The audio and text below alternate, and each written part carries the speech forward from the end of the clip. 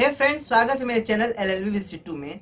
तो पिछली वीडियो में हम लोग देखे हैं कि सेक्शन आईपीसी का सेक्शन 6 की और 5, 4, 3, 2, 1 की चीज डील करता है। आईपीसी क्या है, क्राइम क्या है, वो सब छोड़िए, वो सब आप देखते रहिएगा। इस वीडियो में किस चीज के बारे में टॉपिक में आया है वो देखते हैं।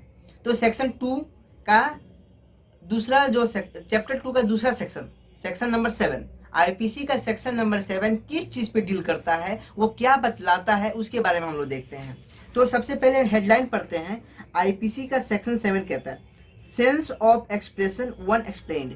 सेंस, उसके बारे में एक बार किसी भी एक्सप्रेशन के बारे में एक बार बतला दिए गए तो उसका मतलब क्या होगा, क्या है, ठीक है, वो देखते हैं हम लोग। तो कह रहा है every expression which is explain in any part of this code. इस कोड के कोई भी पार्ट में किसी भी एक्सप्रेशन को एक बार बता देता है code, is use in every part of this code. वो हर जगह यूज होगा एज इट इज, जैसे उसमें एक बार बता दिया गया है। ठीक है, एक बार अच्छे से पढ़ देता हूँ। Every expression which is explain in any part of this code is use in every part of this code in conformity with the explanation. तो कह रहा है इसमें कि एक बार किसी चीज के बारे में बता देगा। जैसे सेक्शन 8 में हम आगे पढ़ेंगे, जेंडर का बारे में बताया गया कि जेंडर क्या होता है।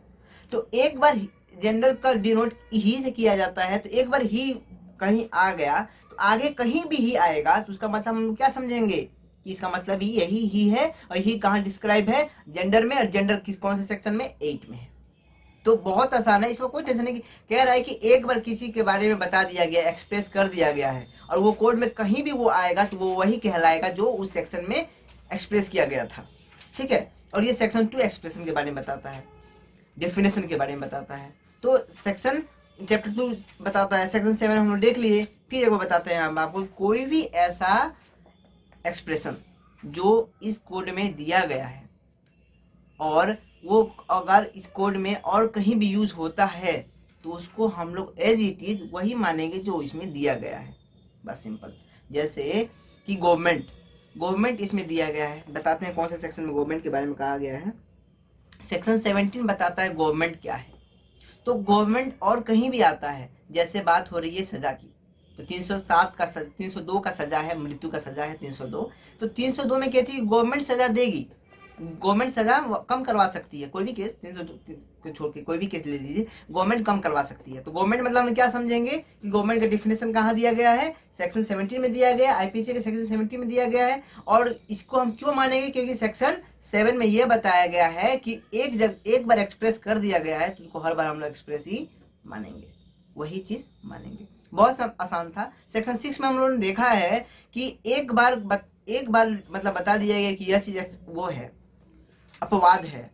ठीक है, तो ये अपवाद एक बार बता दिया गया कि तो वो अपवाद दोबारा नहीं बताया। जैसे 302 में कोई बच्चा किसी को मृत्यु कर देता तो वो अपवाद में आता है, लेकिन उसमें हर बात बताया नहीं जाएगा कि ये अपवाद है, ये अपवाद है, ये अपवाद है।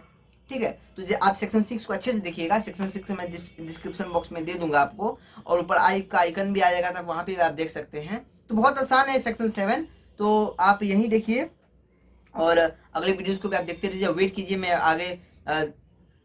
आगे जाऊंगा। जैसे कि जेंडर, पर्सन, नंबर, ये सब के बारे में छोटा छोटा डेफिनेशन है, तो इसके लिए वीडियो बनाने का लंबा करने का कोई फायदा नहीं है। तो एक ही वीडियो में 5-5 सेक्शंस एक बार जोड़ दूंगा। तो आप ध्यान से देखिएगा और आप हमको अब अलविदा दीजिए। जय हिंद, जय भारत।